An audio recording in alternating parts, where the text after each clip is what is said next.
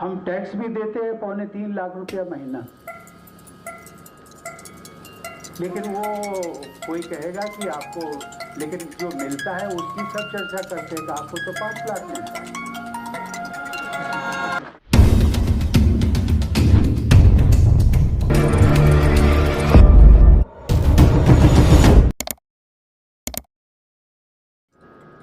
आज यदि मैं कहने को सब जानते हैं, इसलिए कहना उसमें कोई बुराई नहीं है। यदि राष्ट्रपति देश का हाईएस्ट पेड एम्प्लॉई है तो वो टैक्स भी तो देता है। हम टैक्स भी देते हैं 3.25 लाख रुपया महीना, लेकिन वो कोई कहेगा कि आपको, लेकिन जो मिलता है उसकी सब चर्चा करते हैं कि आपको तो 5 लाख मिलता है,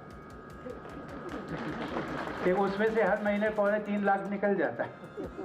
बचा कितना? और जितना बचा उससे अधिक तो हमारे अधिकारी और उन सबको मिलता है कि जो टीचर्स बैठी हुई है ना, टीचर्स, उन सबको सबसे ज़्यादा मिलता है। मैं इसकी बात का उल्लेख केवल इसलिए कि ये जो टैक्स पेड हैं, आखिर इन्हीं से विकास होना है, तो नुकसान किसका होगा? नुकसान हमारा होगा, अपना आपका होगा। कहीं न कहीं धैर्य दे करके, कहीं न कहीं आवेश में, ये मैं राजनीति की बात नहीं करता हूँ, संवैधानिक पद पर हूँ, लेकिन मेरा किसी राजनीतिक दल से संवैधानिक पद पाने के बाद लगाव नहीं। मेरे लिए हर, चाहे वो कांग्रेस हो, बीजेपी हो, जेडीयू हो, समाजवादी हो, बीएसपी हो, हर राजनीतिक दल के, और मुझे कभी कभी संतोष होता है कि शायद मेरे से जो दूसरे दलों के लोग हैं वो ज़्यादा आत्मीयता और प्यार करते हैं।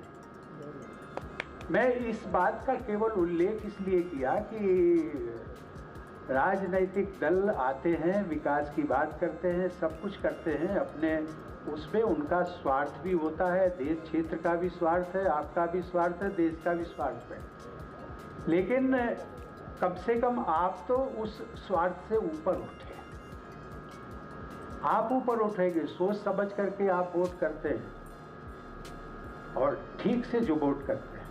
लेकिन ये जो मेरा इतनी ही है आपसे प्रार्थना और अपील कि उस पर निष्पक्ष होकर